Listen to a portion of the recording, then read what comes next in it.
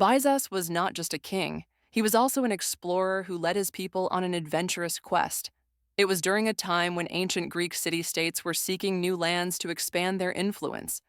Megara, Byzas's homeland, was no exception.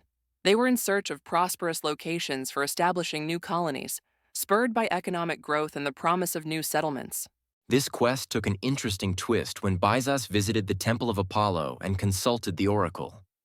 The oracle spoke of the land of the blind, a mystical place where Byzas was advised to create a new colony.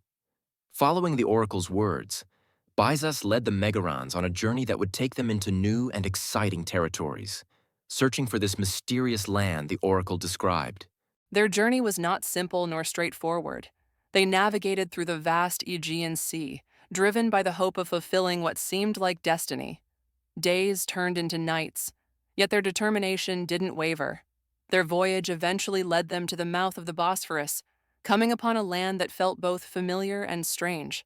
This was the very land the oracle had mysteriously pointed them towards. And then they discovered it. Byzas and his followers reached today's historic peninsula and laid their eyes on Chalcedon, located on the other side in what is now Kadikoy. Chalcedon was already a settlement, but the side where Byzantium would rise was strangely uninhabited. Remembering the oracle's words, Byzas realized that the people of Chalcedon were metaphorically blind for not seeing the potential of this land opposite them, where he would then establish Byzantium. Arriving at the shores opposite Chalcedon, Byzas found a land seemingly unnoticed by its neighbors. This was a strange reality because Chalcedon was already a lively settlement across the water. But here, where he stood, was open and untouched, as if waiting for a new beginning. Byzas decided this was the right place to create his colony, giving the area a fresh start as Byzantium. Yes, and what's fascinating is that although we see Byzantium as Byzas's creation, hints of human life in the region are much older. Evidence from archaeological finds suggests that there was a small settlement here around 6000 BCE. But as times changed and cities rose and fell, those early traces faded from history. The arrival of Byzas marked a new era, transforming what was once a quiet village into something much larger. As we continue our journey through the history of Byzantium, let's explore how its location among the ancient seas brought great strategic importance. Positioned at the entrance of the Black Sea, Byzantium quickly became a central hub for trade. Its location was vital not just for the movement of goods, but also for controlling the passage between Europe and Asia. This made the city particularly valuable to the Persian Empire, which took control of it in 513 BCE during King Darius III's Scythian campaign. Yes, the city's strategic location made it a target and a prize for many. During the Peloponnesian Wars, Byzantium's role in the grain trade was crucial. It became Athens' main supplier of grain, which was essential for feeding its growing population. The Spartans, understanding its importance, captured the city in 411 BCE. This aimed to weaken Athens by cutting off their grain supply during the siege. Despite this strategic victory, the Spartans couldn't hold the city for long, as Athens regained control in 408 BCE.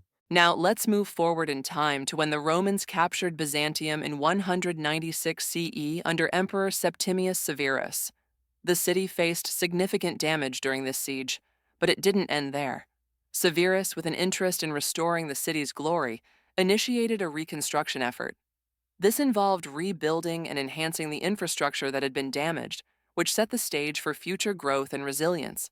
This period is fascinating because it highlights the constant rise and fall of Byzantium's prominence. After Severus's reconstruction, the city still didn't regain its full importance right away. The Roman Empire was experiencing internal crises. Economic issues, power struggles, and external threats plagued the empire. During these turbulent times, many cities faced uncertainty, including Byzantium, which had to prove its worth anew as the empire shifted its focus and resources. After the Romans had their moment with Byzantium, it was Diocletian who came in with sweeping changes. His reforms were something of a renaissance for the empire. One of his key strategies was the creation of the Tetrarchy, a system where the empire was divided into 4 parts, each ruled by its own leader. This was to help manage the sprawling territories more efficiently. Then there's Constantine, who saw the value in choosing Byzantium as his new focal point, which was quite the strategic decision. Absolutely. Constantine made a pivotal choice in transforming Byzantium into Constantinopolis. This wasn't just a rebranding. It was reinventing the city on a grand scale. The location was impeccable for defense. Its unique position, surrounded by water on three sides, made any potential siege significantly challenging. The city was further protected by strong walls, making it almost impossible to capture until much later with new military technology. As we pick up where we left off, let's dive into how Nova Roma, the magnificent Constantinopolis, was more than just a new name and a strategic location. One key element to its success was the innovative infrastructure. Constantine ensured that the city had all the necessary amenities to support a growing population.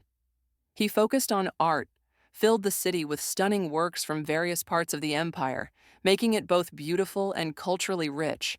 Yes, indeed. The new city wasn't just about breathtaking art and architecture, but also about essential services like housing and water systems. The construction of aqueducts and cisterns was critical in solving the water supply issues, such as the famous Bin Berderek cistern. This infrastructure support allowed Constantine to provide basic needs, attracting more people to settle in Constantinopolis, helping it flourish and grow rapidly. But while Constantine focused on this impressive cityscape, a cultural transformation began to unfold.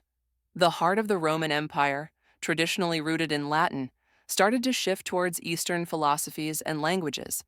This transition didn't happen overnight. Latin remained the official language at first, but gradually Greek culture began leaving its mark on the city's elite and scholars. That's an important point. Greek wasn't just a language in this context. It represented a whole set of ideas and influences. Philosophers and advisors who guided the emperors were increasingly from the Greek East, bringing new concepts into governance and daily life. This shift from Latin to Greek culture eventually culminated in Greek replacing Latin as the empire's official language by 610 CE, marking a profound cultural and philosophical shift that defined the city's new identity. Understanding these historical transformations helps us appreciate the world around us.